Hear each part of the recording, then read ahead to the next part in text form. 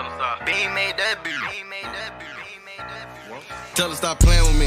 Now talk about money, then please stay away from me. I see demons, somebody please pray for me. I recline in my chair and wait patiently. Tell her stop playing with me. Yeah. Tell her stop playing with me.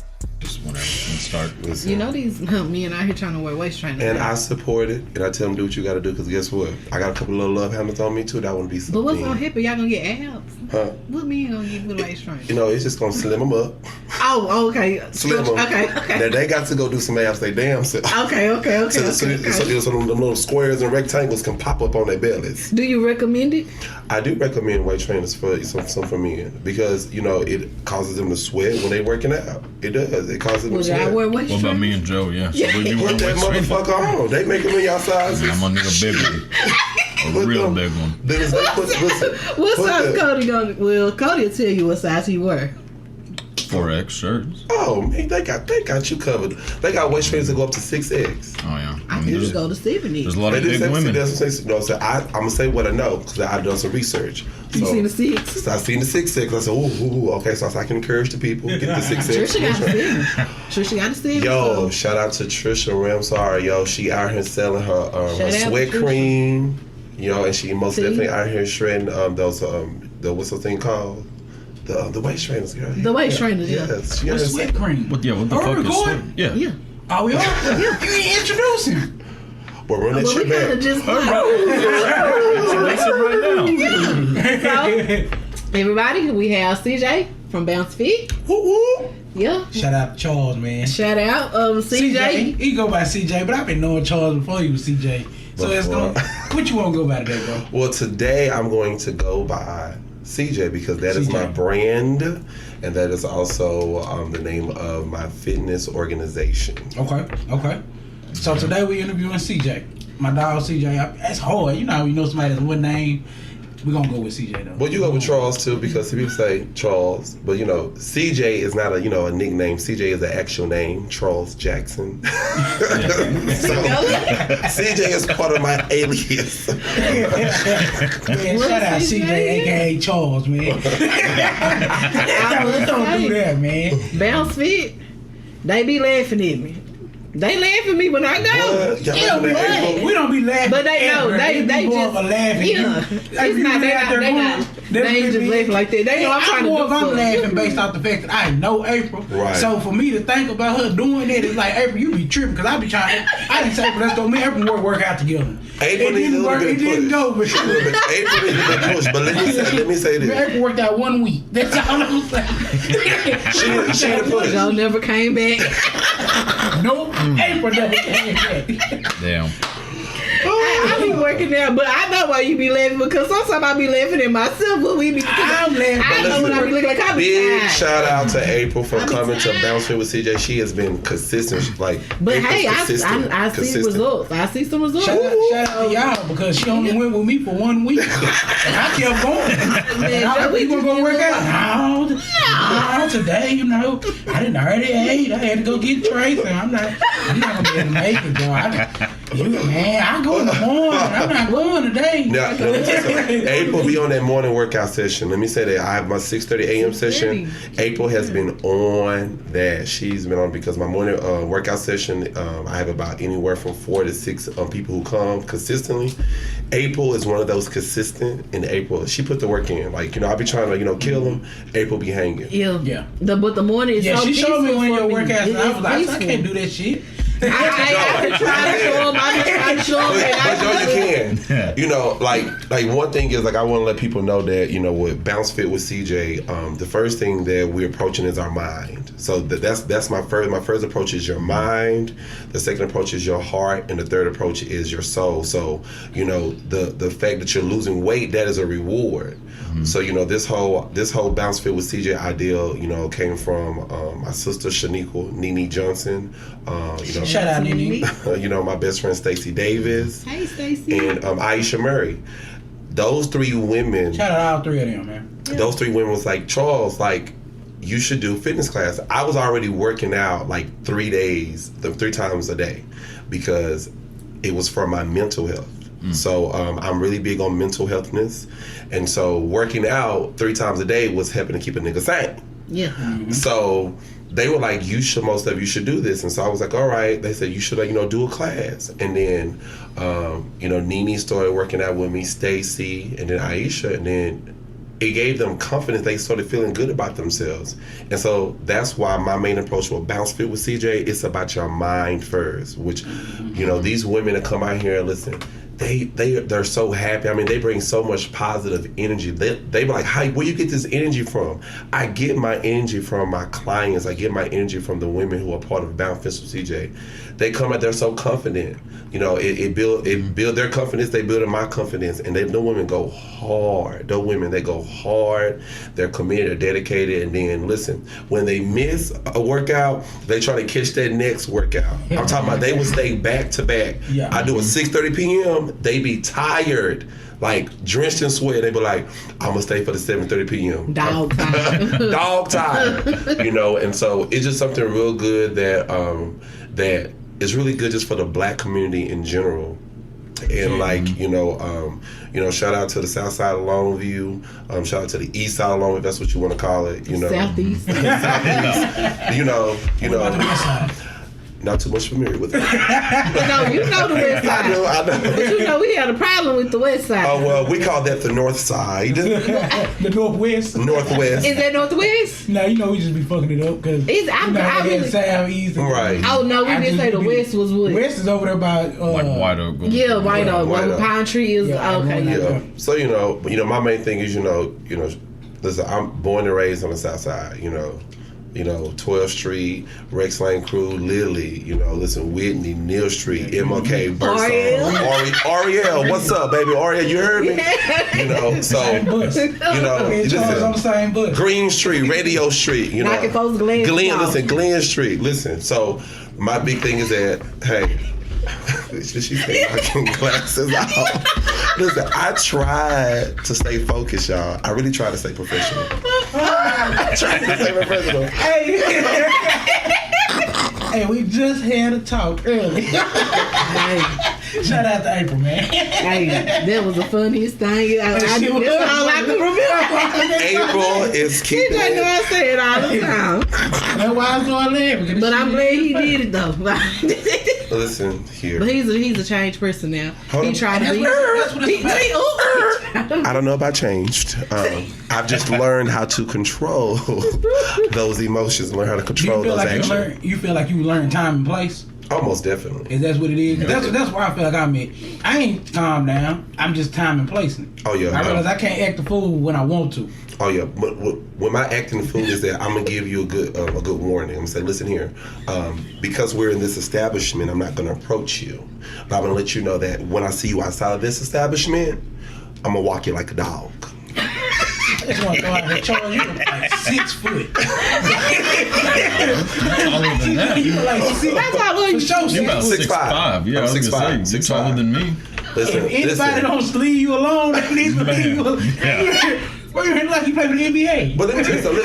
But you know what? But let me say this. Just because you tall, you big, you strong, that don't mean you can fight. Because I tell people all the time, baby, you got to be good on your feet and you got to be good from your shoulders. So I tell people all the time, it don't matter how tall, how big you are. It doesn't matter. That's so why we know you'll walk somebody like that. They say you tall and working with the shoulders. He said, come on, man. He said, get on them to the toes. Bro, you out here working out. Bro, I seen a picture on Instagram. You flipped. You had your arm look like you were doing some kind of. I'm not running up on you, fam. I'm completely wondering with you, bro. Damn, your glasses gonna be I'm not gonna come to you, but I'm damn sure I'm not running up on you. Yeah. I'm just gonna be honest. You got Cody in here looking small. Yo. Man. I know. That don't happen often. Play that. Not today. I do is what you said is facts, but George, you a big dude, man. And I don't mean by big, you big, bro. Yeah. You a problem, man. Walk them like a damn. You no motherfucking problem. I don't want no smoke. Nobody. And then, and for the record, let me go on record saying I don't want any smoke either. Like, I'm really about peace, love, and happiness. But don't never try my gangster. Never try my gangster, okay? Listen, just because I love God and I'm a dancer and I'm a fitness instructor, right? Just never try my gangster because you never know. You never know. But I don't want no smoke. I don't want no smoke. Listen, I'm about peace among the black community, mostly black and brown community. I'm most definitely about peace amongst that, and then I'm about respect amongst all other cultural backgrounds, other ethnicities, because we need to respect one another. But I really believe that we should keep everything separate. So listen, I feel like the South Side, the black people, keep your ass on the South Side. I feel like North Side, keep your ass on the North Side. Now, what I do feel like is that with the resources, it should all be equal. Or my biggest thing, I'm all about equity. Because you can have equal amount. Like, hell, I give you $100 and then give you $100, but guess what? You got the tools on how to invest $100, and I got $100 on how to make it survive for my family. Right. See, that ain't equality. Right. So I want equity. Right. Equity is that you give us both $100 and give us both the same tools and learn how to invest that $100. And so I push equity more than equality. And I push also. There should be a separation amongst all ethnic backgrounds. I feel like black people should say, well, black people. I am not an advocate for diversity. I go on record saying that. Even though, Bounce Fit with CJ, we do have some diversity in there. People from different ethnic backgrounds that are part of it. I appreciate them, but it's not something that I'm trying to push and promote. Bounce Fit with CJ is for my black and brown people. It's mostly for my black and brown women and men. It's for the children as well. And so the main thing, I'm saying, I want to build confidence. I want people to feel happy about themselves. You know what I'm saying? There's so much going on right now, y'all. Pandemic, social injustice, police brutality. Listen, there's so much. So listen, in the midst of that, like, how can we have happiness? So listen, we got good music, we got a really intense workout, and at the same time, listen, you get to meet people that you pass every day in the community. Now you're going to get to meet them and talk to them, and you're going to be like... That you never talked to. That you never talked to. You're like, damn, you cool. Wow. Yeah. It is true. I've been on that kick lately, man. And then watch this. And some of the parks that we go to. So Bounce Fit with CJ, we are a mobile fitness organization. So the goal is to move throughout many parks throughout the city of Longview, mainly on the southeast side. So, big parks like Pinewood Park, we have Willow Park, we have Near Street Park, we have 16th Street Park. These are parks that I want us to be at, because these are parks that are in our community, and we should know about them. And we should give those parks life, and so we should appreciate them parks still, because those are our parks. You know what I'm saying? We grew up there. For real. Some of us got beat up there. Y'all see. People like they don't want to go to that park. They want to go to the other side. But no, people be like, you go to 16th Street Park to walk in. Yes, I love that park. I grew up at that park. We want to work out Joe play too much. You know what? No, he only came for a week. It was a dog at 16th Street Park when I got out. Yeah, you did. I had to leave that park because that dog got to running through, and I said, "Oh no, not today." I'm glad I seen it. I just drove on down the street. Let me kind of take this back a little bit. Now, Charles, let me kind of ask you a question.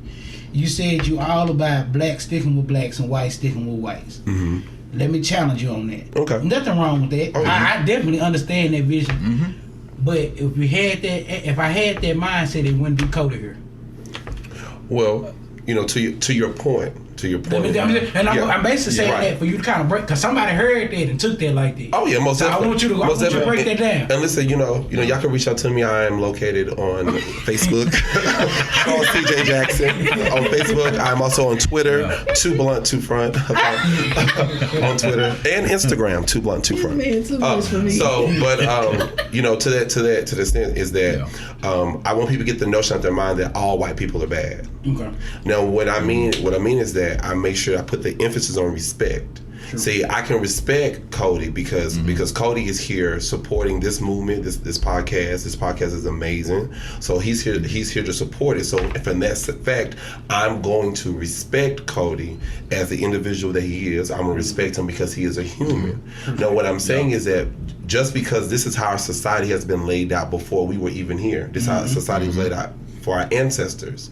There's some things in life that we just cannot merge. It's true. And it's true. And there's some things that we just cannot merge. That's why I wanted you to break it down. Yeah. People hate to say that, and some people will hear that and be like, he want racism. He want white people stick black. I knew you didn't mean it like that. Listen, I left Longview motherfucking high school and took my ugly black ass to Pine Tree High School and graduated. Just show the fuck did. Guess what? Those white people at Pine Tree High School were good to me. Those white people at Pine Tree High School, when I didn't have a ride to school from Longview District, they got in their personal cars and came and picked my ass up from a Longview ISD district and brought me to Pine Tree High School. So all white people are not bad. But the thing is that we have to realize that there are going to be some places that no matter how much money I got, no matter how my credit scores, no matter how many degrees I got, listen, watch this. Doesn't matter how many white friends I got or how many white connections I got. I will not be able to still get to that level that I want to get as that white man and that white woman. And so what has happened is this. We have said that diversity works. And if diversity worked, hear me, people. If diversity worked, we would not be here today facing the owner of an establishment here in Longview, Texas, talking about gathering white people together to kill black people. Yeah. The Outlaws, the owner of the Outlaws. Cody said it, not me, y'all. Yeah, I don't give a she's a piece of shit. The Outlaws bar, that they've been trying to... Oh, that's on 80. Yeah, that they've been trying to, keep their bar open and saying, fuck this whole pandemic regulations. I ain't know none of this. I'm looking at y'all she put this big statement on Facebook about how basically, woman? Oh yeah. Y'all heard Joe? He said YT woman. He's so professional. Yeah, I didn't even know what that meant. Yeah. No, she put this big post on Facebook talking about how, well, why is it okay that if basically to condense it, if black people don't get their way, they get to loot and it's okay. Why can't we do that? Maybe I should round up a bunch of white people and go take care of stuff. Basically, but you know what? She said this is why we say that the cliche saying, Joe, is that reading is fundamental. Reading is most definitely fundamental, and I encourage my people to read because check this out. If I hate when they use that term black people looting. Listen. Yeah. The way that America became America is because some people looted America. What's the real reason we celebrate Thanksgiving? Thanksgiving is not about giving thanks, okay? Thanksgiving is not about giving thanks. But again, this is why I encourage people to read. Listen, you can go to a library, get a book. Listen, you can Google some things you can Google some things. What is really Thanksgiving? Yeah, and go through there and go through that stuff and click on it. Even Christmas, it's bro, it's get mind blowing. Or look at the Boston Tea Party. Talk about it. Everybody talk about it. Talks about is look at how fucking brave the Americans were. But what were they doing? Dumping shit that they stole into the fucking... How is that not looting? How is not the same thing as a couple of people breaking windows at a store? Cody, it's not really any different. Cody, you're a wise man. I try. I ain't that wise, but I try. You're a wise man. Yeah, Cody got some knowledge, man. Cody really got some knowledge, man. He a good dude in the day. Try to. At the end of the day, I do.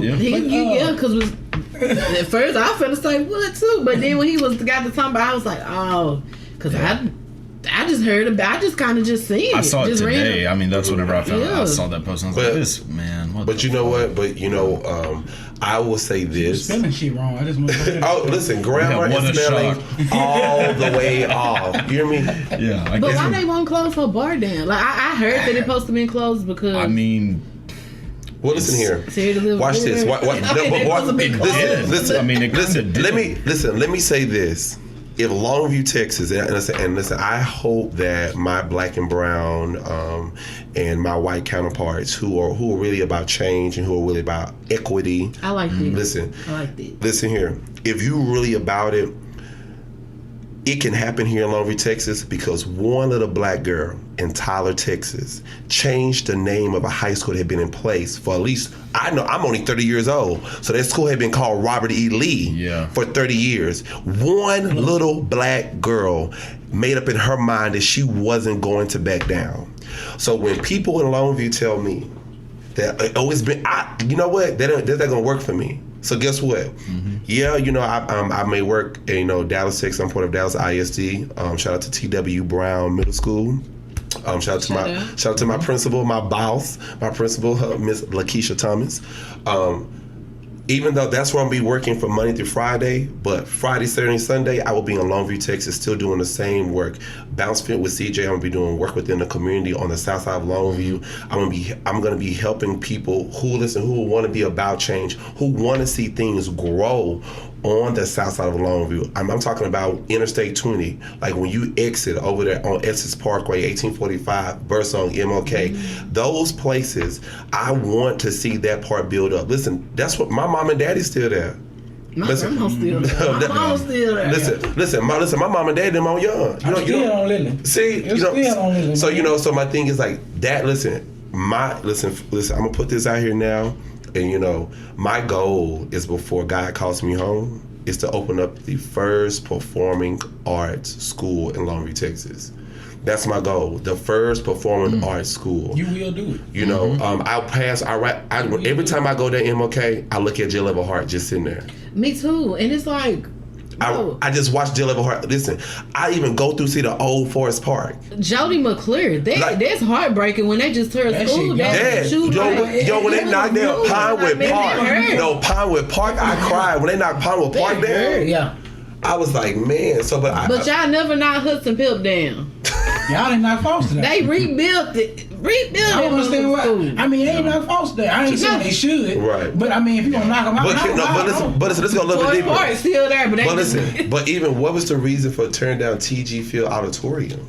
Now that shit was old. Yeah. It don't matter that it's old. It's a historical landmark. I thought that part of the black. Yes, that is a historical. Yes, that's the white people used to go to Longview. Yeah, I mean okay. Yeah. It used to be segregated in downtown. Okay. That was like the auditorium, I believe. Yes. And that was part of the black high school. Yeah. Oh, okay. So I mean, I get it that y'all knocked it down, but it's kind of like if you gonna knock one thing down, just knock it all down, because you can't pick and choose with the key. Right. Like, it's just like they can. I mean, you can. But watch this. Yeah, at another time, because I'm gonna be come back and get back on the ones and the twos on this good old amazing podcast. But we need to start doing more research. When I say people, I mean my black and brown people. We have to start doing more research.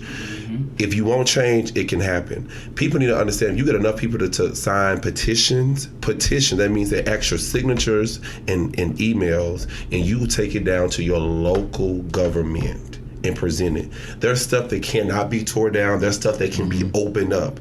But people don't do enough research to know about what petitions can do. Why do you think petitions are around? Listen, petition have got people off of death row. Yeah. So think about it. If a petition got people off of death row, do you know that got to be some powerful type of petition? And a petition is only you signing your name and putting your email address down. That's all it is. So there's so many things that we can build on the South Side. So my whole thing is when I get the knowledge, to share the knowledge. Once you share the knowledge, we have to provide tools. When you hear tools, you think of actual objects. No, tools are strategies, tactics, delivery, communication, and approach. Those are the type of tools that I'm talking about. And so listen, you may not have the knowledge, but you may be a doer. Listen, you may not be a doer. You may be the person who can do the research, And so everybody has a job, and all these jobs can come together, which means the puzzle pieces. You put the puzzle pieces together, is one big beautiful picture. So what my whole thing is that I'm praying for all my black and brown and my white counterparts who got puzzle pieces to make Longview this great city that it can be. Because you got to think about it. When we were growing up, Joe and April, we really didn't even focus on racism because we were so busy growing up with each other. Right, I never experienced it until I got older and I mean, unfortunately, I knew about it. I did. I'm not going to act like I didn't. And that's because, like I tell people, and I'm going to share this story. I don't know if I shared it. Hopefully, if I didn't, you're going to hear it again. But, I grew up in a predominantly white school. So I actually dealt with racism very early because I went to Trinity. It was nothing but white people there. White people there, and I dealt with it on an even more fucked up level. I dealt with it to the point to where white people, they didn't really fool me like that because I was black. I didn't know that. Mind you, I'm like first, second grade, third grade, not really understanding it. Then when I finally come into a black school, Forest Park, right? No, it was I started at JL Everhart. Oh, I moved over there. I can remember the black kids didn't want to fool me because they said I ain't white. Yeah. So, we did that. I'm guilty. Joe, I'm sorry. Joe, please forgive me. Joe, please forgive me. That's why I got the attitude I got. Because I didn't have no choice but to have it. Right. Yeah. But you know, black people, they gonna fuck with you. I had to learn how to rank. Yeah. It's like who is this dude over here? You know, they picking at me, so I had to learn how to rank, get down and dirty, how to fight, all that shit. But I experienced racism, but that is true. Once I got, people knew who I was and I made friends. It was a sad. I ain't had no problems. Right. But I do understand what you're saying. Yeah, that is true. It's like it kind of be like when you first see it. Like when I started hanging around, basically when I started hanging around everybody, like I forgot that I had ever went through that. This is something that I didn't remember I went through until a couple of years ago. On some PTSD shit. I just one day said I remember like, damn, I never been doing racism my whole life. It just clicked one day and I was like, damn. If you talk to a black business owner that's been in business for a long time by themselves, they don't know how it really is to deal with other race. You know what I'm saying? Talk about it. Yeah. They don't have the patience because they so used to dealing with their Clarence don't know how to deal with race. growing up. Clarence don't know how to deal with race. It was just us and the people that was, and it was Mexicans and it was the whites, but they. Man, I didn't tell you something. I never in a million years thought I'd be dating Mexican. So, I never seen it. But even to the point, let's talk about our white counterparts, our white counterparts that grew up with us in the black community. Yeah. Because I have some white friends. We didn't treat them as white. Right, because they were black. They really were black in my eyes. Yeah, that's what I They were really black in my eyes. We didn't get treated. We didn't treat them. They didn't get treated. And I said it to say that I can remember. It was fucked up to me. It's like, damn, these white people treated us bad, but we treat white people like they somebody. And it's like, damn, that's fucked up. Listen, it's the connect. You know what I'm saying? They just be when you in that neighborhood. It's that connection. You know what I'm saying? Yeah. It's like we from here. Yeah, you don't see that color, but then when you go to the other side and you don't blend in or you don't, so you do things different on when you're on your side. Yeah. And then it just. Yeah, but you know what I will say that speaking, I will say this about Longview. I don't know if y'all noticed it, but I definitely noticed it. Mm-hmm. I go outside now, I go to the mall, I see a biracial dude cool with a Mexican girl and a white dude and a Mexican dude and two more white dudes. Mm-hmm. We didn't see that growing up. I don't know if y'all realize it now. So stuff is getting a little bit better. Like if you really, like outside, I was sitting outside one day. It was a whole clique, and they was like, it was a Mexican girl, had like two white families. Yeah, two mixed families. So I'm saying though, now back in the day growing up, we were nothing but black people when we were hanging out. On Lily, it wasn't nothing but niggas. That's a fact. That's no white people on Lily. That was a fact. Did we have any Mexican partners that used to come through on Lily? No. We were cool. They didn't never come on Lily. They stayed over there. That's right. Right. Exactly. That's a fact. So, but now I see nowadays, you can kind of go outside, you go to the mall, you might see a black dude and a white girl hugged up, and back then you seen it, but you didn't see it. Right. So I will say I do want to give Longview a little bit of shout out because it's getting better. Well, I mean, I'm gonna give Longview a big ass shout out. Let me tell you something. I fuck with my motherfucking city the long way. Shit, you know what? I fuck with Longview. Listen, I give Longview a big shout. I give Longview a shout for the people that shout out to the millennials who are still here, who have come back.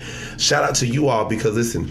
We gonna be the change in Longview that we want to see. The millennials, and I think it's Gen Z. Mm-hmm. I think that is it, Gen Z. Okay, so it's gonna be the millennials and Gen Z, which are gonna be the change. Now watch this. We're gonna get the wisdom and the blueprint from our parents, aunties, uncles, maybe some of my grandparents, which are the baby boomers. Mm-hmm. So, my father started teaching here in 1975 at Foster Middle School. Mm-hmm. That is when integration took place in Longview, Texas, which means Longview, Texas was way behind. Yeah. At least I want to say 5 or 6 years behind, had not even integrated their schools. And the way that Longview integrated schools was by sending a white teacher to an all-black school. Mm-hmm. And so people go look that up. You need to know the history of Longview, Texas, when dealing with racial injustice, segregation. You should know these things. And so, I say that is that, there are some conversations that I do have with my father that he tells me about his experience as teaching and being a coach at Foster Middle School. And then even my mother went to Hallsville And so, they migrated over from Louisiana and ended up in Hallsville. And she talks about being this token because she was really great in sports. Yep. And so, but when it came to, academics, shut up, Nene. Nene told me not to get into talking about academics. but what I wanted to, what I'm getting at is that it's gonna be us, the millennials. So my thing is big shout out to Longview. My whole thing is that. No, I never talk down where I come from. My thing is I've always been proud. When people ask me when I was living in New York for 9 years, they said, I'm from Longview, Texas. They said, where is that? I said, that's 30 minutes from Shreveport, 2 hours from Dallas, 3 hours from Houston, 4.5, 5 from Austin, Texas. I said, I tell them all the time, I said, it's where the after Matthew McConaughey's from. I helped them out. So, I'm proud of where I'm from. Yeah. And, what's so funny is I've come back and Longview got so much stuff. I be able to use my GPS. I be like, where that at? I've been like, listen, this morning I went to go eat at Cracker Barrel and I couldn't find Cracker. First of all, I didn't even know there was a Cracker Barrel in Longview. And somebody said, meet me at Cracker Barrel. And so I thought we about to go to Shreveport or Dallas. So I said, Cracker Barrel. They said, yeah. I said, in Longview, Texas, ? So I'm driving, and so I said, I put in Cracker Barrel near me. Hey, I know you was looking funny. Yo, listen, can I make y'all laugh? You didn't believe it. I see this visual. I said, let's go Longview. But you think about Longview, I tell people we got to be careful. We got to start calling Longview a town. We ain't a town, we a city. Yeah, we not listen, we got about 3-4 high schools. How many Walmarts we got? 3 or 4? 4. You see what I'm saying? 4. So so we a city. Yeah. We a city. Listen, we a city. We got like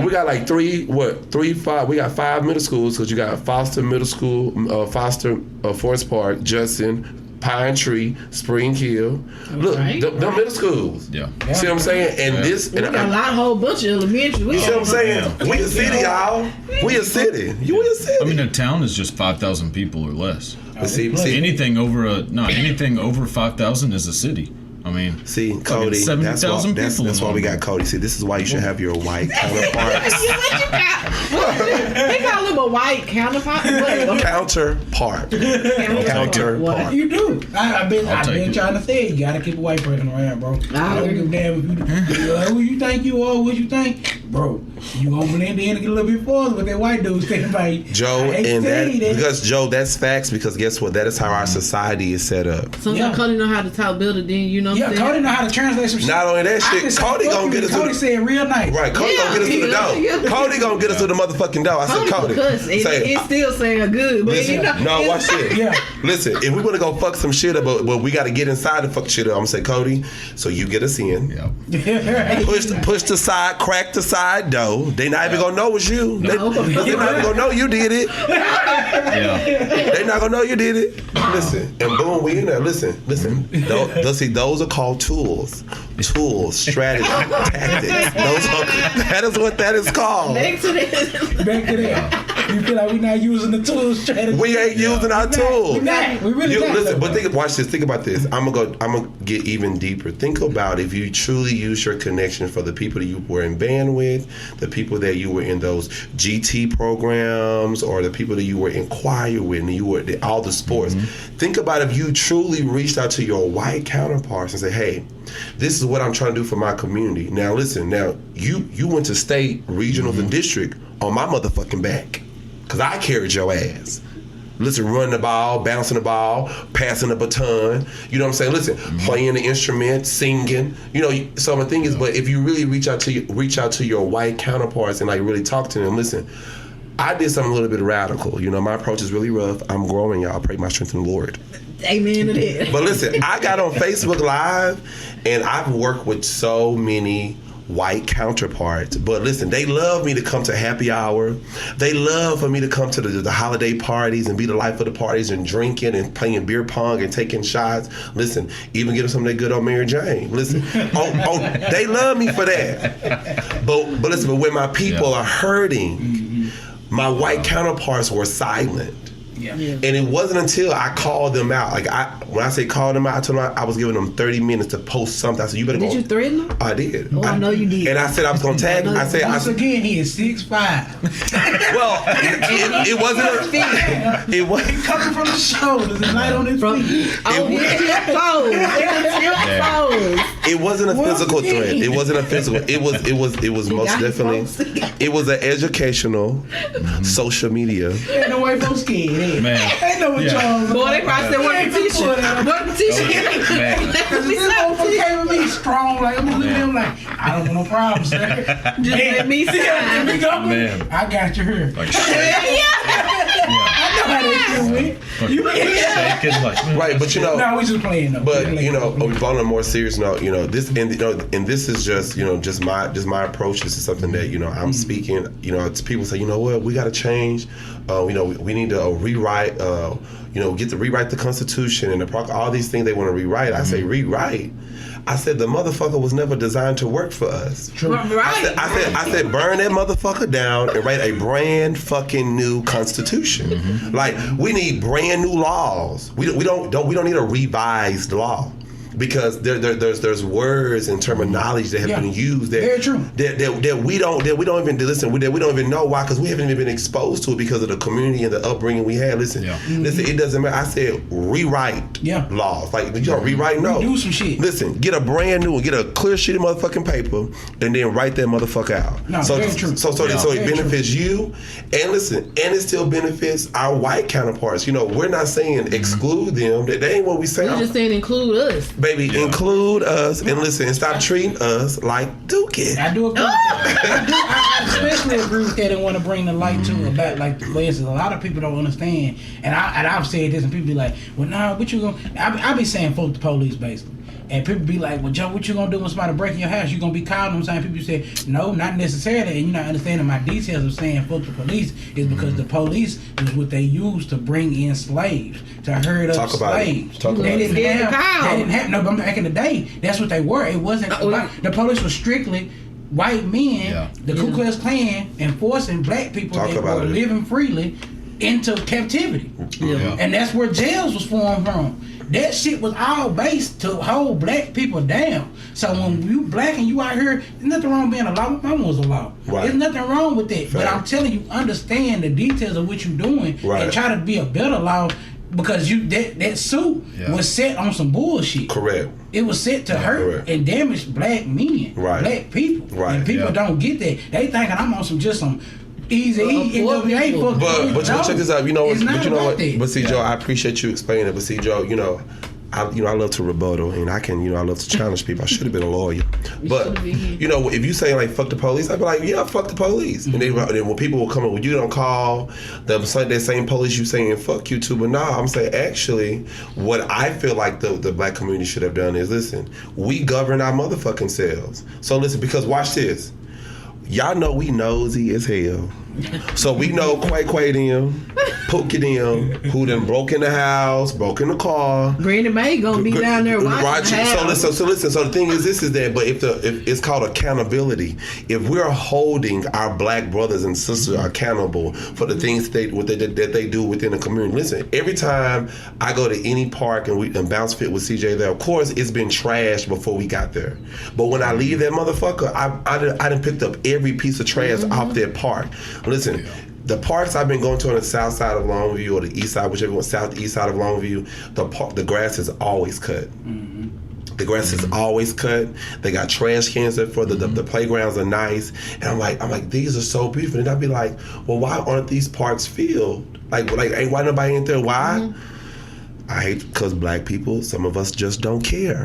And then we cry when, no disrespect to you, my brother Cody, when the white people come in and want to throw some shit on top of our shit, and watch this, then watch our taxes go up and watch our rent go up. They're gonna say the park has been here for X amount of years and you all never did shit on it. So we decided it don't need to be a park no more. So we're gonna build an establishment that benefits the white people.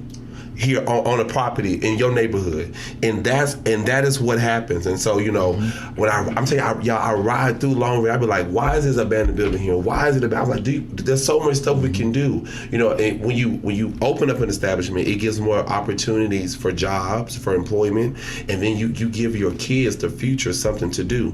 You wonder why crime is so bad in motherfucking Longview? Because ain't shit here to do. It's nothing here to do for the youth. Ain't shit here to do. On the wrong thing. Yeah. Then he be mad at the kids. And that going to what I said yesterday. You got these older people, they mad at the kids because the kids out here listening to NBA Youngboy want to step on something, but they ain't got nothing else to do. Yeah. And we gotta take time and realize that instead of all these new kids, all these youngsters, they do this, do that. Okay, let's start talking to them. Right. And it comes with why. the parenting skills too. Man, I hate you. I hate you. See, I hate April. This conversation. Yesterday. We hit. Q came in here and dropped some gems. Yeah. And he covered all that. Right. I'm talking about he went on. Man, it's been some powerful interviews here lately. Right. I'm gonna be real. But the parenting, that is the biggest part. That's the biggest part. People aren't, I mean, like anybody, if they're going to look at like what's the main issues that affect like minority communities, like specifically black communities, it's broken households. But if you grew up in a broken household, chances are you're going to have a broken household. But then like people just want to put blame on people. But a lot of the times the reason why there's that fucking broken household is because that dad is in jail over a fucking nonviolent crime. Over a marijuana charge that is now a multi-billion. They will give you 5 years. And legal. It's legal now. Yeah. But listen, free Pookie. The fuck? The free Chase Berry. Yeah. Damn, man, shit wasn't even nothing. Yeah. I mean, just for everybody that's been locked up for weeks. Yeah, like that's one like. Listen, you may tell me anything that's not anything that's a non-violent crime, you shouldn't be in fucking jail for. Right. Like if you didn't rob somebody or like threaten. I mean, if you didn't do something that could cause serious violence to somebody. I mean, get a ticket or some shit, maybe. Right. Like, you don't need to be in fucking jail, but it benefits a certain group of people. That ticket ministry is another story, too. Well, Cody, you're right. It benefits. But it does. There's no. Yeah, them mama eat you up. You be like, can I sit this motherfucker out? God damn. But still, that's the. Not to throw you off, Cody. I'm going to throw something out there just to soften it a little bit.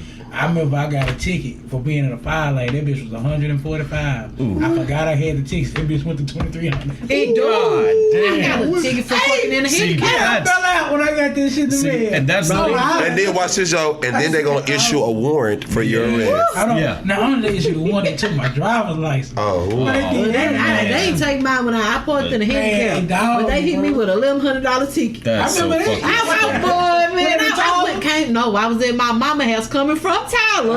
The park that parked in the handicap. But that's the thing I come too. Outside. I'm like, what the fuck? Nobody parks here. Like what? They be waiting to get that ass. Oh yeah. And the man got fired. He wasn't even. They talking about he wasn't just a real police officer. About a couple. It was so wrong. It was just wrong. Like it was bad. Yeah, for real. That goes back to what you were saying though about like the rewriting laws. And it's not even just rewriting them; it's taking them and getting rid of 90% of them. Right. Like, think about: have you ever been to like an attorney's office? It's just bookshelves of law books that they have to go read. But those motherfuckers went to school for 10 years to read those books still don't know. Talk about it, Cody. So how the fuck do I know what the laws are if that guy doesn't know the laws? So take that 10 books, reduce it down to 1, and make them just make sense. Why the fuck do I need to wear a seatbelt? Why is that a fucking crime if I don't wear a seatbelt? It's gonna be my fat ass that gets thrown out the windshield.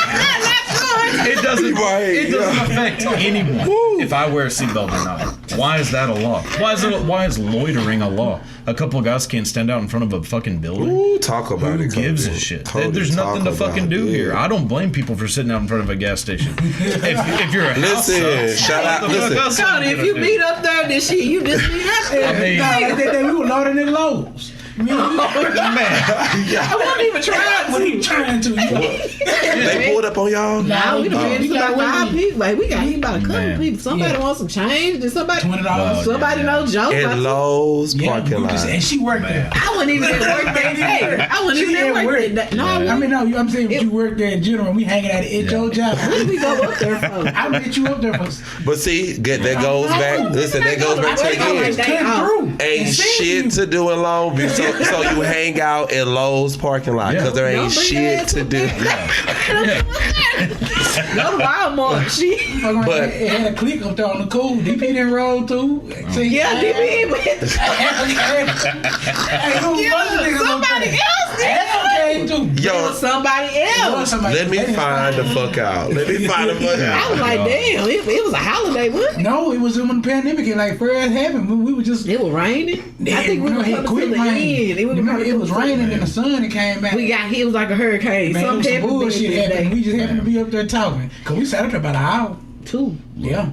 Look, boredom is a motherfucker. And boredom is the root of all evil.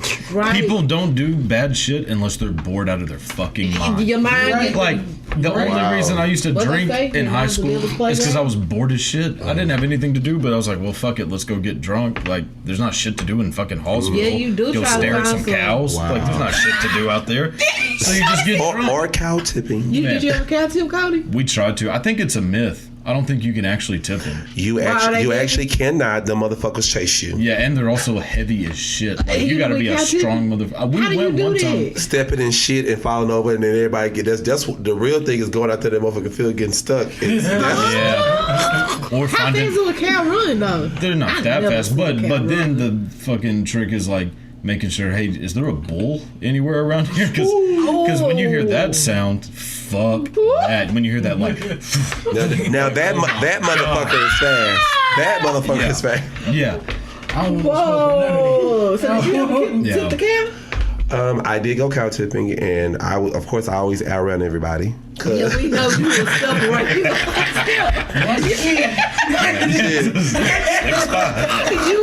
You gonna step on everybody.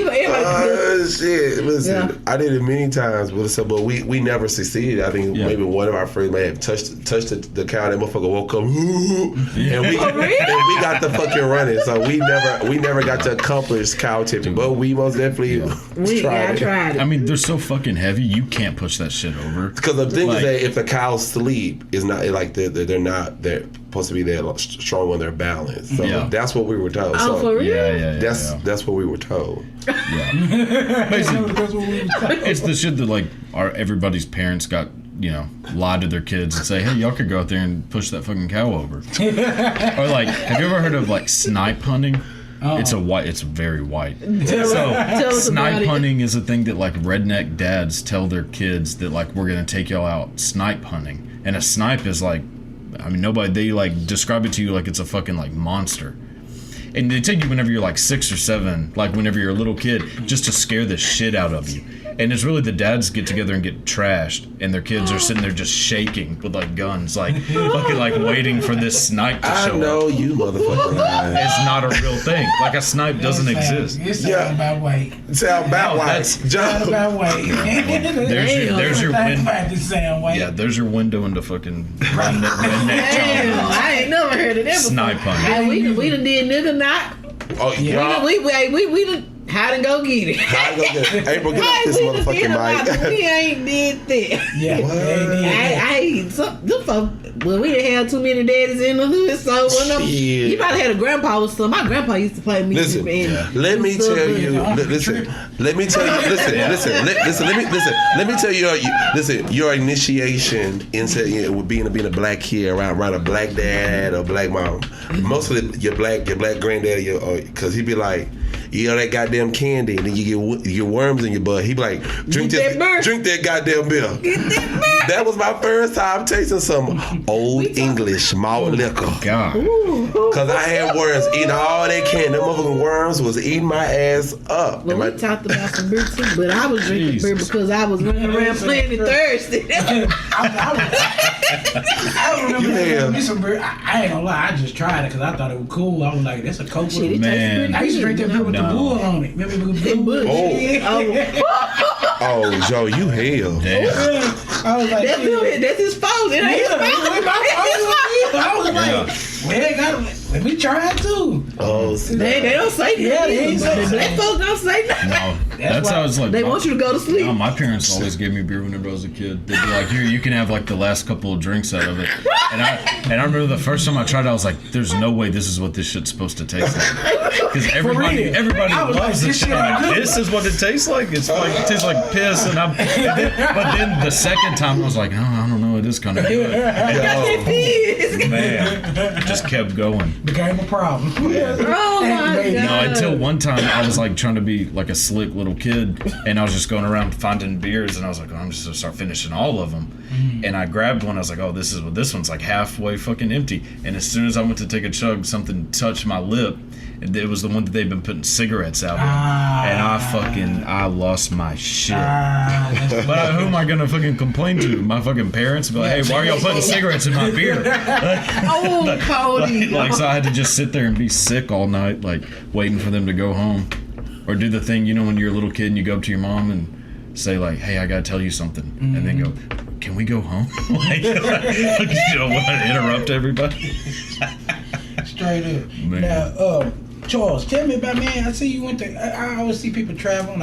You were gone for a minute. You didn't just go to New York. You lived in New York. New York City, to be exact.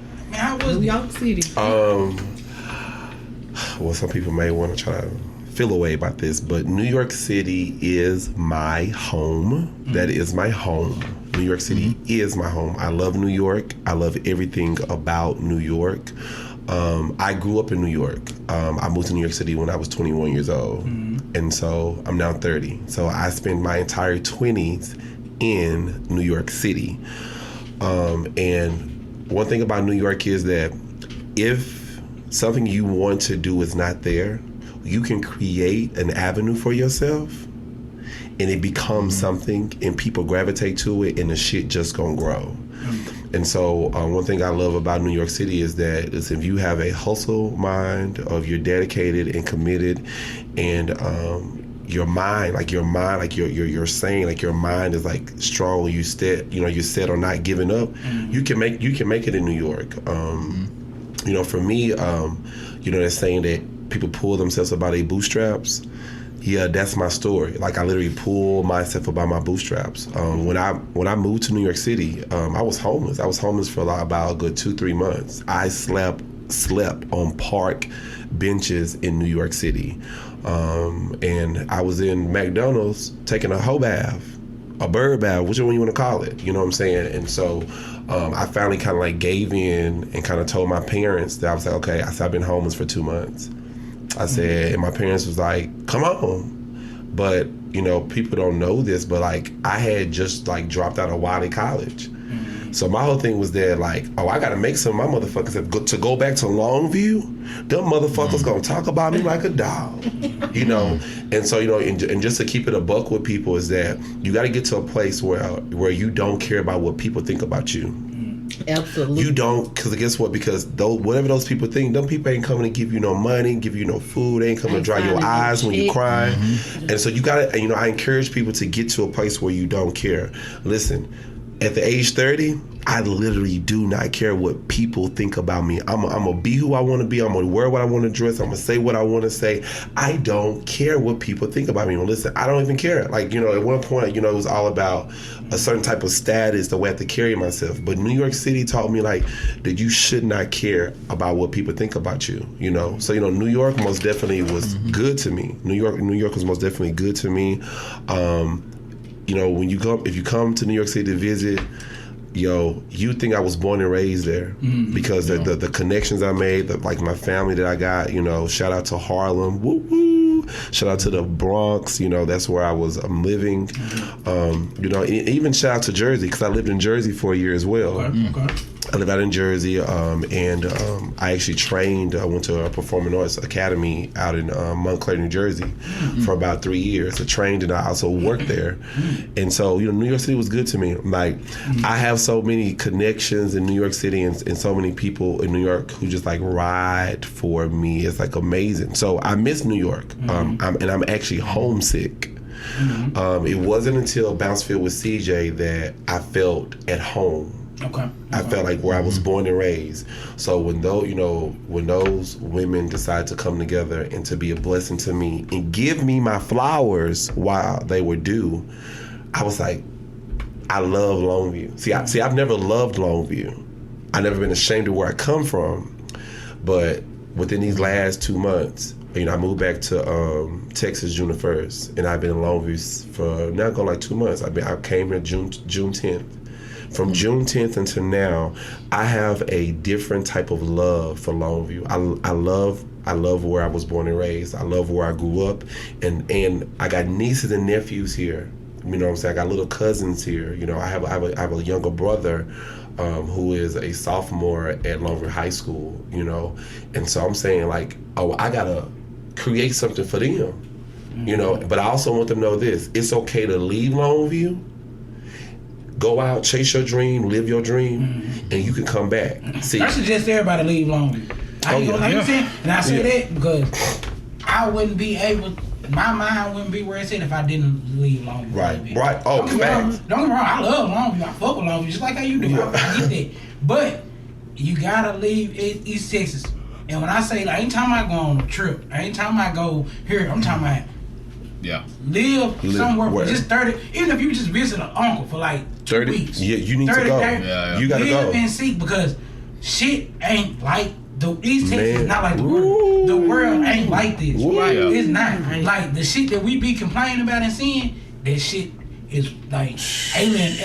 You bring up some of the stories I would tell people staying in South Carolina, North Carolina, they'll be like, what? Yeah. You know what I'm saying? Because down there, it wasn't no, like I say, I come from predominantly, like we said earlier, hanging out with just black people. Right. When I get down there, black people, white people talking like how me and Cody is. Country as hell. Yeah, and it's like, I can't act like that no more. That's White people really California. It's like a whole really cool. Like, those people in California live in the clouds. Yeah, they are in the clouds. The people in California live in the clouds. They ain't worried about that. The Chinese people, the black people, it's just they don't get me wrong, you're gonna have your couple of ignorant spots and little parts, you know what I'm saying? Yeah. But like I said, I'm just saying it to say, like, challenge yourself to not be stuck or so Longview that you so East Texas that you can't. And it's hard because I fucked up. Now that I'm old and I look back, it's like, bro, you had a scholarship in Atlanta, Georgia, you fucked it up because you wanted to go home with your friends. Right. You fucked it up. Nigga, you was in where black people shining. Right. We didn't. But you wanted to go home with your friends. Right. Because they tell you they missed you. Right. Well, really and truly, I should have embraced that shit. No telling where I would be. Yeah. But it's all love. I'm here now, I'm gonna fix some shit. Right. So, you know what I'm saying? It is what it is, but I'm just saying, anybody listening, man, if your cousin, you got an aunt or somebody, they be like, come stay in Virginia, come stay in Michigan. Come visit. Just go visit. You ain't gotta stay. Listen, it's a pandemic. Shit about to get shut the fuck down anyway, because COVID and people testing positive in this motherfucker. So, go on and book your motherfucking ticket, plane, bus, or train. You can get Listen, rental cars, good. Listen, you got 4 days of Enterprise, like 104. If you young and you in high school and you finna graduate shit. and you got an aunt that stay in Alabama and she like, just come visit me for the summer. Go visit her for the summer. It's gonna change your life. And go visit her without thinking about your friends. Yeah. Right. Just go. And if you go to college, don't go to college in the same fucking state that you grew up in. That's my biggest mistake, is that I got accepted into UCLA and didn't go. And I still think about that. I'm like, man, I could have fucking went, and I should have. Like, cause I applied to UCLA, NYU, and UT Austin for film school, and I didn't get accepted to NYU. But I got accepted for UCLA and UT, and I ended up going to fucking Kilgore, which was just because I nothing's wrong with Kilgore. No, guys. Shout out to the HBCUs and this hoe. But it's that fucking thing of like, I got talked into like, but you could save money, you could stay at home, and then that put me on a path of like, I could just always stay at home. See, Cody, now I gotta challenge you. I gotta challenge you. All right. I gotta challenge you. All right. Because, the reason I ended up at Wiley College is because my pastor, the late pastor, J.C. Watkins from Parkview Baptist Church, he used to get in the pulpit and he used to tell us, it's okay that you didn't get the scholarship to the D1 school. He said there are schools that made for black people. So he used to promote Jarvis Christian College. He used to promote Texas College, and he promoted Wiley College. Yeah. A lot of people don't know this. People think I went to Wiley College for track and field. No. The vice president of student affairs and enrollment services saw me praise dancing at a church and told me, I'm going to give you a full scholarship if you come to my college and start a praise dance ministry. So I went to Wiley College on a praise dance ministry. Like, he created some fucking scholarship for me. And so like every semester they were paying my fucking tuition. They were balancing out my tuition. Whatever financial aid didn't pay, they paid it quickly, all because I praise dance. And so the thing is that we have to be very wise, because now the thing is about, credit score, and then also about how you invest in your money. So, it's okay to go to go to a community college to figure out what the fuck you want to do, because you don't waste that much money. True. So, for some people who go off to the D1 schools, you ain't got the fucking degree, but you still paying for those student loans, and you ain't got the degree because you win and you realize this ain't what the fuck I want to do. Right. Yeah. And so so my thing is that I tell people, do community college because it's cheap as hell. So you figure out what you want to do. It's okay to stay at home right after high school, get a little job, and figure out what you want to do, because guess what? You don't want to go pay $200,000 for your college and get a job making $45,000 a year, or not get a job at all, because it's right now. It's a lot of people with degrees that do not work. Most degrees. I don't even Bro, but watch this, and even still shout out you for going. Listen, but watch this. I got a bill too. But watch this. Watch this. I have a couple of friends, and even my one of my big bros. He said that when he fills out his application, he doesn't put down he has a college degree, because they would deny him the job because they have to pay him according to the education and experience that he has. So he said he leaves off that he has a degree, because he said he can't even get the job because they're like, we got to pay him the top dollar because he got the experience and the degree. But we can get somebody else to do it. We ain't got to pay them, and they ain't got to have no degree. Now, ain't that fucked up? No, watch this. Did your guidance counselor in high school tell you that? Hell fucking no. See, that's the guidance counselor job. What about when you actually went to college and you picked your major? Did your major counselor tell you that? No. I ain't gonna lie. I had amazing counsel. Okay. And that's why I said I fucked up on mine, because like I said, I was there on a scholarship. Okay. And I went to Intercontinental University of Buckhead for fashion marketing. Yeah. They basically, my uncle, he kind of got some plugs, so they basically lined it out for me to like how to market, how to the problem with me is that I didn't want to fucking sew. Now looking back at it, I'm like, bro, like I couldn't thread the needle. For one, I couldn't see it. That's because I wore one glasses. But I look back at it and I realized, bro, like I'm gonna be real. My pride got in the way. I was on some. Man, I ain't finna sew shit. I'm a nigga. I ain't sewing shit. And it was number girls, and I'm like, it ain't number girl. Now looking back at it, I'm like, nigga. Never watch this, it was nothing but girls in there. I could have had one of them do it. You could have bagged you abroad. Yeah, could have been talking to one of these. And then they had it set up to where I was gonna go to Paris in like 2 years. But I just, my mind wasn't. I was so stuck on. I gotta go home to my friends. Yeah. But see, Joe, Joe, you can tell that story because guess what, Joe? Because till this day, right now, that same like stuff is like still happening. My nephew who's a senior at Pine Tree High School. He like, Uncle, I want to get a man bun like yours, but you don't care what people say because you got a man bun. I said, if you want to wear that shit, wear the shit. I said, don't mean you less than a man, don't mean you more than a man. That means that like that's what you feel like doing today. So if you want to wear a man bun today, or you want to put some motherfucking dookie braids in your motherfucking head, you do that. But see, what happens is, man, CJ, you made him get some dookie braids. Oh no.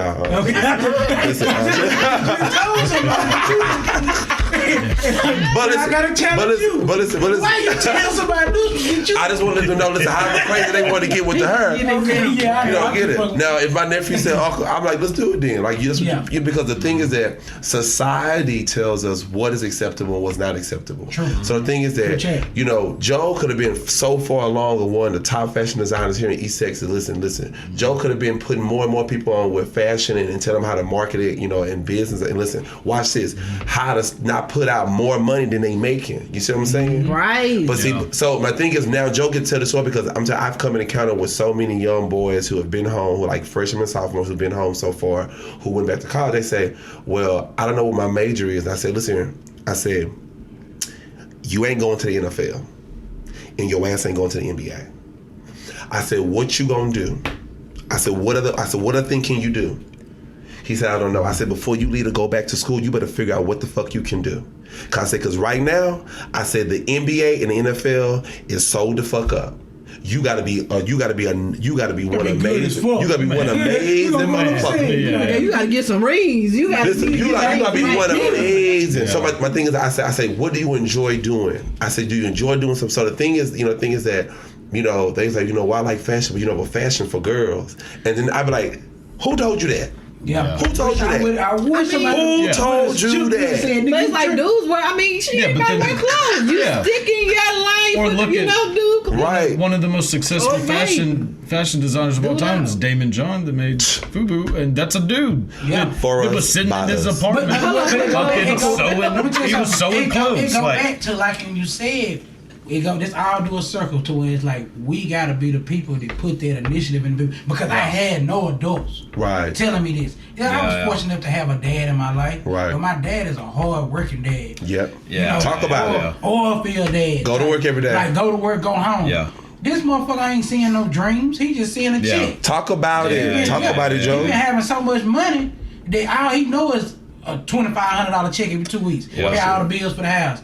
He don't know shit else. He don't know that, you could have went out here and did this. My mama, she was caught up just living how she was living. She was there, not going to take away from her. Right, I'm with my grandma. My grandma old. She definitely ain't telling me. Yeah. She really just trying to tell me to stay out of jail. But see, Joe, I want to piggyback. That's what our community knows. Yeah. What you tell. Right. So the piggyback off of that is like how Joe said, so nobody was. My dad wasn't talking about dreams. The black community, and I would challenge anybody on what I'm about to say. You come toe to toe with me on this. The black community do not sow into their children's dreams. They do not. So listen. Now I was fortunate enough. Anybody know CJ? I've been dancing since I was in my diaper. I was dancing with my auntie when she was a cheerleading coach with Mustangs. I was going on. I had a little dance with me, my cousin, and my older sister. You've been dancing. I've been dancing. Listen, shout out to Miss Joyce Williams Brown. Miss Joyce gave me my first dance studio here on Marbley. It's now Newgate. But Miss Joyce gave me my first dance. I was in high school. I was a teenager. Shout out to my pops. Lynn Shea Ward. And then my godmother, Dusty Carter. These people were sewing into my dream as a dancer. Like they were encouraging me as a dancer. So when I went to New York, dancing. I taught second grade for 2 years, and then for the same elementary school I taught second grade for, I became the dance teacher from kindergarten through 6th grade. I did that for 7 years. Made more money than I made ever in my life. That's what's up. You know what I'm saying? But watch this.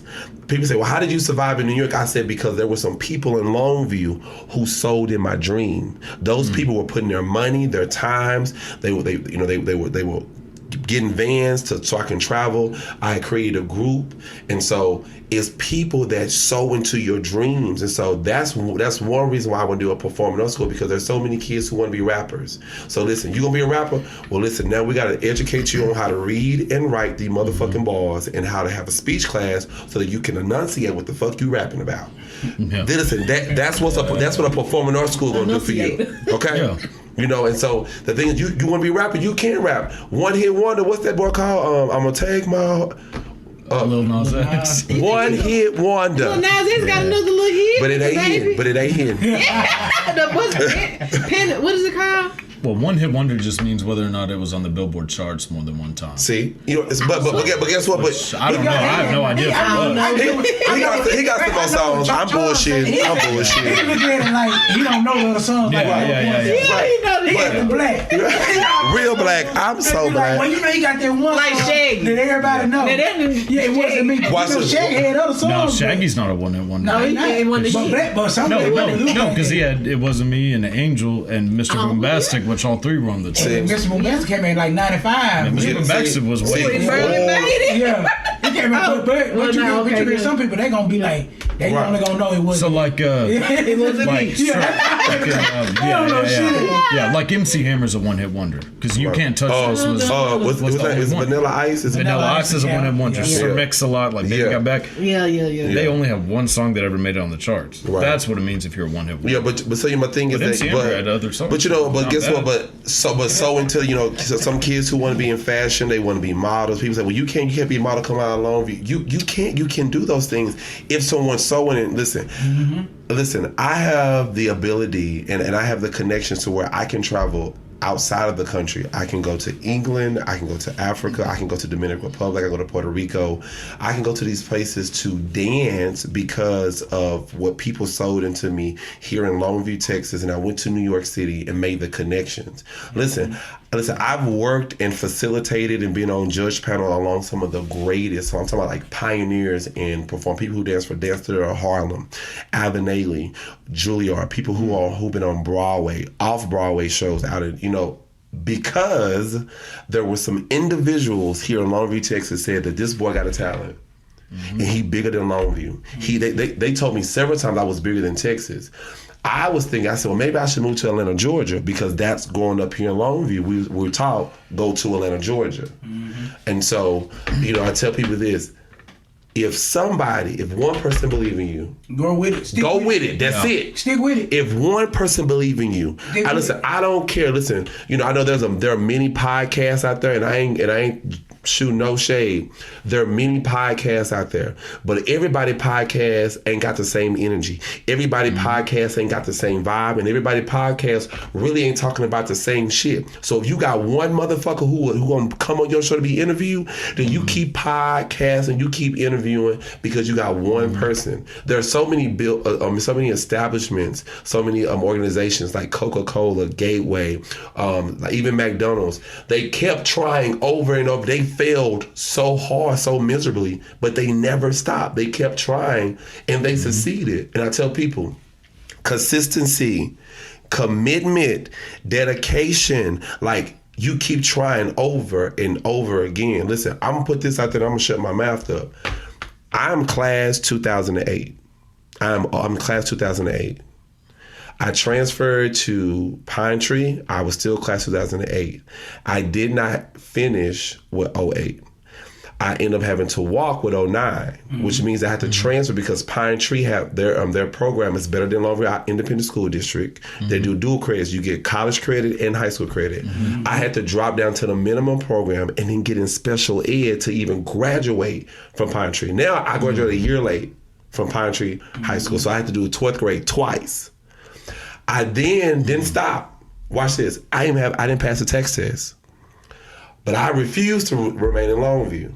So I went to Wiley College. That's why reading is fundamental. I knew that I could take up to 13 college hours without a high school diploma or a college GED, or a high school GED. So I went to college. I did not receive my high school diploma, y'all, until 2010. So nobody really knows that unless I tell the story. But when you look at me, you think, oh, Charles got it going on. See, I didn't stop because I had a little brother behind me. I had a little sister behind me. I had cousins, I had nieces and nephews who were looking at me. Of course, every time I came back to the high school, people was like, why you here? I said, internship. Mind your motherfucking business. Why I'm back in this bitch. Shit. But the more I want to let y'all know he been showing out like this for 2 years. But my thing is this. Don't stop. Like, let's say that I stopped. Listen, getting my high school diploma, y'all, was one of the greatest accomplishments of my life because I'm class 08, but I didn't get that bitch. I didn't pass the tax test until 2010. I kept going back to take that bitch. I could not pass the math and the science, y'all. I've taken that motherfucker probably over 10 or 15 times because every time they offered it, I was in that motherfucking school. I ain't gonna lie to me. I had to take it twice. Oh, I was in that bitch. The first round and the second round. Let me tell you. I didn't stop. I had to wait till the second round. Not to throw off your testimony and take away from. Oh no, I'm done testifying. Definitely, somebody need to hear that. But I can agree. I'm the same thing. I didn't pass my math test. But Longview High School, Longview High School, all me. I got suspended. Oh shit. And they suspended me until Ooh. They suspended me like the week before I was supposed to retake the fucking test. And I think they only give you like 3 times. Three times in the It school was the year. last time. Bro, they told me I'll never forget. It was, man, I'll never forget. Bro, this Them bitches time my told me- life was on the line. Bro, no, check this out. I didn't even get to take the last time. What? They kicked me out of school. I got suspended behind some. It was in the newspaper. I don't want to bring light to this situation. Yeah. He had changed, man. It was a fucked up situation. April, you remember the situation? I really go into details with you about it. But it was me. It was, man, if I tell you, I was hurt. But anyway, I got suspended, man. They suspended me indefinitely. Like, it wasn't no 3 days. Right. You suspended. No, you're not suspended. It's called They knew I expel. had. They knew I had the test since. They knew I had the test since the next week. Right. Couldn't take the test because long you guys get kicked me out of school for gang violence. That's what they said it was. And bad thing about it is I had dropped out. I dropped out when I had dropped out that November when my birthday hit. And I came back to school to take the damn test. Right. And y'all kicked me out because I got caught up in some other bullshit. Right. So I'm saying that to say that don't give up on that test. Oh. Just because But I'm kind of throwing that in there. They need to get rid of Well, that test. it was, you know, right. Standardized testing is the fucking ruins child like or kids. what they need to do, school need to be based on standardized testing because that shit that was on the test wasn't in school. No, see, Right. It's just gonna be 100. I see why you failed it because I was failing it because it's like the shit that they was talking about was not the shit that we was doing. Even our teachers couldn't pass that motherfucker. The teachers couldn't pass it. Before I took it the second time, I went to tutorials for 4 days straight. Bro, 4 days straight. But they taught you how to test within those 4 days. Yeah, they teach you how to test. I passed the fucking, like, bro. Because testing is a strategy. Testing is a strategy. Right, the text test is not going to prove how smart you are. It proves, do you know how to figure out how to take a test? Right. The SAT test is the same thing, just way more difficult. Like, the reason I made, like, a really good grade on my SAT test, I didn't know what any of that shit was, but I read the strategy of how to take an SAT test, and I made a good score on it. Yeah, but, like, that shit... No, we don't. Well, I just went to the library and... Those tools. Those are called tools. You got to know what I'm saying, but it's like, and I don't feel like they ain't tell us nothing. And it's like, they just threw this test and I'll never get that 11th grade. They was like, if you don't pass it, you're going to take it again. You'll send you 2 times. If you don't pass it, the last time you won't walk. You won't walk. Do you not understand how fucked up that was for me to tell my grandma I'm not going to walk? Behind I'm suspended and I can't even take the test. To try to pass it, and I'm suspended behind some shit that I didn't went to really school do. all these years. All these years. Bro, he texted me, I dropped the fuck out. As soon as I got off suspension. As soon as they told me I can come back, I went back in that bitch and said, I'm done. I ain't never coming this bitch again. So it's like, I ain't never coming this bitch. I did end up going back to school. I'm gonna throw that out there for people listening. Yeah. He went back, y'all. I went to Pine Tree. I was Pine Tree. They kicked me out too. I was trying to come to Hollywood with Codak. I wouldn't let me in. So I ran out of school. Well, I was finna go to Spring Hill. They weren't really trying. They was like, nah. Even the Hallsville is goddamn. I hate that fucking place so much. So I ended up. That's why I had to move that alone. My uncle was like, you come down here because you ain't acting right down there. But can I tell you something? But see, what Joe was doing, going to all these schools trying to enroll, see, those are called tools. So listen, bring your ass to Atlanta, Georgia, so you can get your high school diploma. Yeah. You need a high school diploma or a GED in this society. Not so much a college degree, but you're gonna need a high school diploma or a GED. That is on every application. Watch this. There are people who have gotten jobs, who have worked there if there's nice jobs for a certain amount of time, and then HR calls them in and say, hey, I need a copy of your GED or your high school diploma. People have got fired, and they are, and listen, they are the supervisor. They are the supervisor. They are a manager. And when HR goes to the motherfucking files every motherfucking year and don't see that you don't have a high school diploma or a GED, they will let you go. Yep. Yeah. Yeah, dropping out of school is not really an option. It ain't an option. I tell people, college, listen, but high school, no. Get that high school diploma, or at least get the GED. Oh, get the GED. I mean, yeah, you can drop out of high school and get a GED, and some people that might be the best path for them because their home life. Right. They may need to start working and can't go to school, but you have to get a GED. Right. But high school, public schools especially are not trying to help people. Standardized testing ruins kids. And then, it should be based. Pay the teachers. No, it should be based on. I'm one of the teachers that are not getting paid, good at Dallas ISD. One thing I can say, I've learned so much about in different states, like you're saying, things are different in Longview than other states. So when I got to New York City and I taught at a charter school, When I heard charter, I said bad because here in Longview, if you went to charter school in Longview, charter school, East Texas Charter School is a bad. That's what my sister went to school with. But now watch this. Now it has changed. Is now charter schools are a thing. Now watch this. It gets education is so switchy. So they got private charter school, which means that charter school get to do what they want, how they want. A public charter school means it is 50% private and 50% DOE, which is Department of Education, which means that they have to turn in some guidelines to the Department of Education, and the Department of Education comes and say, listen, these are the guidelines you turned in. We're coming to see that you follow the guidelines that you turned into us. Then you got private school. Private school would be like something like Trinity. And so somebody on it. Somebody breaking it down. Right. Yeah. So so my thing is, religion. people always say this. I tell people this. I'm an advocate for private school, and I'm an advocate for public school or public charter. Reason being is that it's for the people. So if the people show up and demand, listen, y'all paying y'all tax dollars. Yeah. Or a private school, you paying your motherfucking kid tuition. Yeah. So if this my motherfucking money, you gonna do what? You gonna give my child the resources that they need. And so what people have to know this, listen, I'm encouraging people to start, the first thing I'm encouraging people to do is register to vote. That's the first thing. Register to vote. Don't tell Jody. Listen. Let me make it. I'm voting for Trump. But listen, but watch it. But secondly, go to the city council meetings and go to the school board meetings. I'm gonna say this again. Go to the city council meetings and go to the school board meetings. Well, Charles, hey CJ, how do we find out?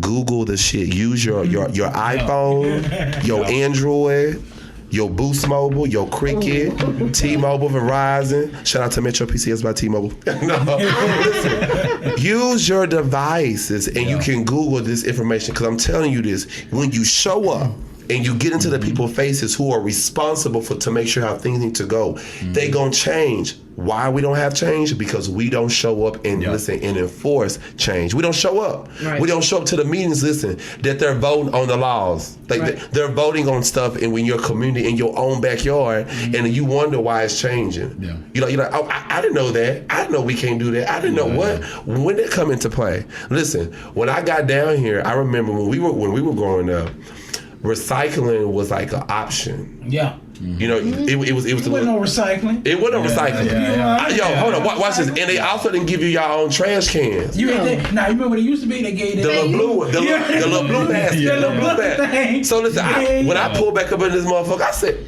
go all the way back. Bro, my grandpa used to just put the trash at the road, the street. In the set. That's it. And then you be scared the dog, somebody's dog in the neighborhood. Right. The raccoon you used to get in trouble because you try to put the trash out Tuesday night. But I would be praying. Please don't. They used to put bleach out there. Bleach and ammonia. And ammonia. Put that ammonia on there. But listen, people, you just have to, you gotta show up and you gotta let your voice be heard. You gotta show up and listen. You gotta put, like this old folks say, put the fire up on their ass. Yeah. And so there's so much more things that inspire me. I'm going to the next school board meeting. Listen, go to the school board. Don't vote for the wrong person. We're gonna do some research. If y'all don't leave me alone about voting, I'm gonna vote for Trump. Because I don't vote for coming. So you better leave me alone. Okay, y'all, there will be another conversation. With our boy Joe. Listen, off the air. Yeah, me and Troy gonna get into it. Off the air. Because he over talking about voting, and I feel like he don't support Trump. And Trump is the way. Y'all, it has been real. I am so I'm a tap out. We gonna wrap this thing on up. I'm just playing. I'm gonna get this nigga around. No, we just having a good time, man. But nah, for real, I've been joking. It's just the past couple of days I've been joking. We record. Tell the folks that they been leave me wrong about voting, I'm gonna vote for Trump. Don't listen to him. So he's been hanging out at Outlaws the past couple of weeks. So that Outlaws done rubbed off on him. Yeah, he's turned. I didn't know that nothing about that. He better be careful down there, Outlaws. They gonna turn his ass. They gonna break your ass down like a folding chair. I'd say just don't go. Let me tell you something. I don't want no place for YT. Leave it there. You don't. Yeah, I don't, because you beat on one, they ain't take it there. I mean, well, we on our feet right now, so hey, we marching through. Check this out. We are on our tippy toes. Tippy toes. Yeah. From the shoulders up. Because you know what? Because I'm telling like, you know, Try to knock glasses off. listen, you know what? They play too much. Yeah. They play too much. Knock glasses off. Don't get talking smart. You if you fuck with Charles gonna knock them glasses out. I want y'all to relax. Real quick and get in the corner and go. Listen, I want y'all to relax. We can't. Listen. I most definitely have enjoyed this platform here. Thank y'all for giving me this platform to come on. Listen, to stand on my soapbox. You gotta come back. I'm most definitely gonna come back up on this bitch. I really enjoyed it. You know, I mean, here lately every interview I done enjoyed, especially and I've enjoyed people. I was like, y'all get to interview all these people, these cool people, these semi-famous people. I'm like, man, fuck it. I like talking to people in my city. Yeah, I really do because I put it it's on crazy for my as it city. is, and we've been having a little tension with that, but. As crazy as it is, man, I've been enjoying them conversations. Every time I talk to somebody, it's crazy because people have this. I'm guilty. I'm speaking about it on her. I've judged people and thought this person was this and that. Right. And then I sat down and talked to him, her at TruChat, and I realized, man, this motherfucker really got some sense. Right. Yeah. And really, I'm inspired. I've been inspired by every interview. That's what's took up. something out of every single interview. That's what's up. And I took a lot from your interview. Oh, yeah. Took a lot from the interviews yesterday. I mentioned Q earlier. Y'all have heard that man really had a lot of good stuff to say. Mm-hmm. But I really appreciate you coming through, Charles. I really do. I'm sorry that you supposed to come last week. Yeah. But you know what I'm saying? I do apologize that to your face. See, Joe, now that is great customer service skills. Yeah. See, you apologize. See, that's professionalism. See, black owned establishments take note. Yeah, you gotta hold yourself accountable. Almost definitely. For anything. And I hold myself, I will apologize, for the mix up on the schedule, but I'm glad that you was finally able to come. I'm glad that you came. You really brought a good energy to the table today, man. You had a lot of positive stuff to say. Listen, y'all got a good energy. Listen, the atmosphere was set. The atmosphere was set. Appreciate it. We try to, but it's good because we be arguing. We be arguing. Yeah, Cody got into it so bad one day. I thought TruChat was over. Oh, I can speak about it on air. You went here. You see, you weren't here. It was me and Cody was sitting. I was sitting there like, you can quit, nigga. You can cut off all this shit. Y'all think he can fire people? I was on me the other day, baby girl, you ain't got to be here. April. Whoa, Joe, you wild. But hey, it's all love. It's work too. I mean, it's not gonna be. Hey, yeah. I'm glad, but this interview. Cody went off on me, and I had to go off on Cody. I did. Y'all, it is real on TruChat. It just really should. You don't supposed to go there for, but you mean it's funny. We say shit. Yeah. But you gotta stay with us. I mean, we look at it like this. We love each other when this mic cut off. When this mic cut off, we say everybody wish each other a well trip while on. Everybody go out. The next one we always it's always you recording today. You coming today? Yeah. I ain't coming that well. All right, we still recording.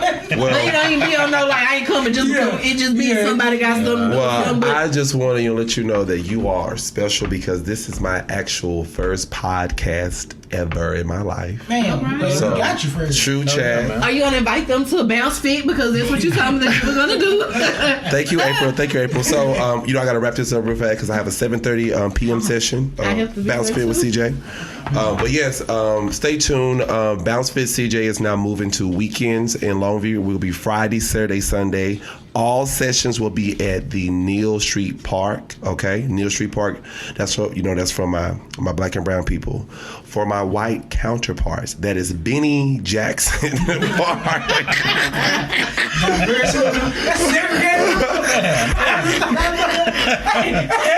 No. I joke.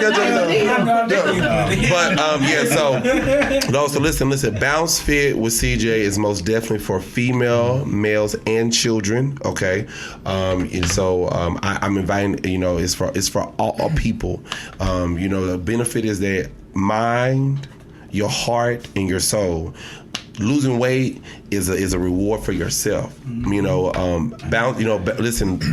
Fit is not a dance workout. Is it some dancing? It might be if you feel like dancing, but But most definitely, Bounce Fit with CJ is most definitely to build your mind, to get your mind to a state to where your mind is controlling how you feel, how you move in life, just in general. You want your heart to be good, because the heart is how we live.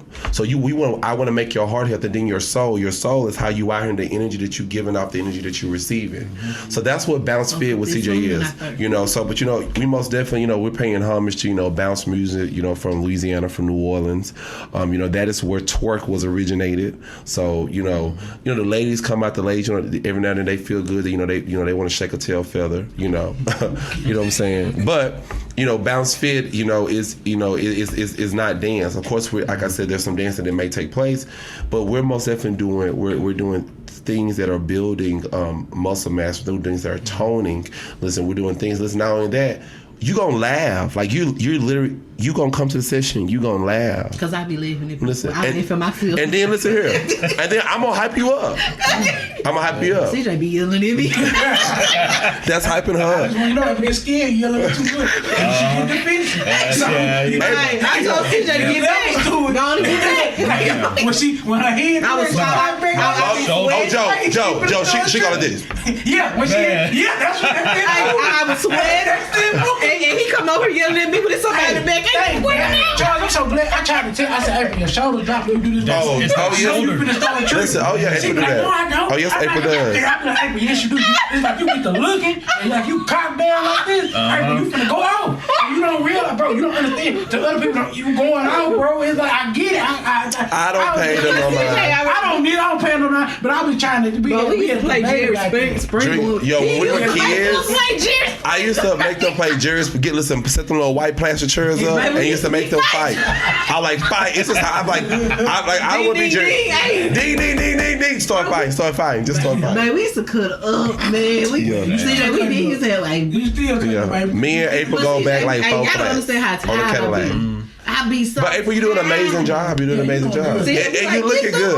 Anytime that you work out longer than 5 days, I'm shutting you out because you only work. And I come twice. She come twice. She come she's serious. Because she be telling me, she like, "Y'all had to go work out this morning. You ought to come. You ought to." I be like, but listen. So, but the thing is, so starting September, Bounce Fit with CJ. Like I said, we're moving to weekends. Stay tuned to my Facebook page. I'm Charles CJ Jackson on Facebook.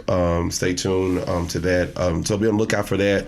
Like I said, just drive through Neal Street Park. That's where I'm going to be at. So the first weekend in September, Bounce Fit with CJ. We're going to be there Fridays, Saturdays, and Sundays. What's the times again? Well, the times are going to vary. So we are going to have morning sessions. So on Saturdays, there may be 2 morning sessions, and then there may be 2 evening sessions. So 2 morning sessions. Well, check this out. Make sure you send over the stuff to April. Okay. Have April get it over to the people who run the Facebook. And I will always post your stuff on Facebook. I appreciate that. So make sure you gotta make sure you send your stuff to April. Yeah. And I say that I know you gonna handle your business. I tell people this about their business. Like anytime you do TruChat, your business is basically promo forever. Right.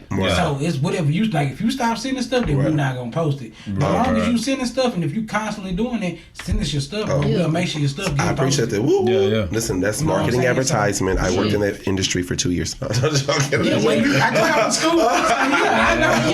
Come man, send us all your stuff, man. Let people know. You know, I might get all them to come with me. I'm gonna come one weekend. Cody, TruChat gonna come. You gonna participate, Cody? But I'm gonna tell you, if you get out there like Sean T, on your ass. Don't Sean T. Well, I'm really inspired by Sean T. Cody said he smoke. We do get like a minute or 2 break. If you want to take your oxygen and use it on smoking, go right ahead. You gonna be so tired, Cody. You might not be able to inhale a cigarette. You'd be surprised. I Cody, smoke cigarettes under any situation. Cody, Cody one of them people, when something wrong, he got a cigarette in his mouth. He one of the people that don't let it drop. He'll lose everything else without the cigarette. Check this out. For real talk, TruChat gonna come when you do the weekend. All right. Yeah. We all come. Good. I'm bringing my whole life. Okay. All right. We're gonna do it. It's gonna be a whole. We're gonna have a whole session. It's gonna be good. It's gonna be good. Moderate, easy session. Okay. Basic beginner set. That I can do. Listen, trust me. Shout out to those who've been on this journey with Bounce Fit with CJ. Big shout out to you all. We're about like 53 members strong, and those ladies are committed. They're dedicated, and so shout out to them for on this journey, staying just consistent. Grow up, April. Grow up. But yeah, so listen, TruChat, it has been real. Hell yeah. All right. It's been real. I'm finna go bounce fit with CJ. Yeah. Woo-woo. Tell her stop playing with me. Now talk about money, then please stay away from me. I see demons, somebody please pray for me. I recline in my chair and wait patiently. Tell her stop playing with me. Yeah. Tell her stop playing with me. Yeah.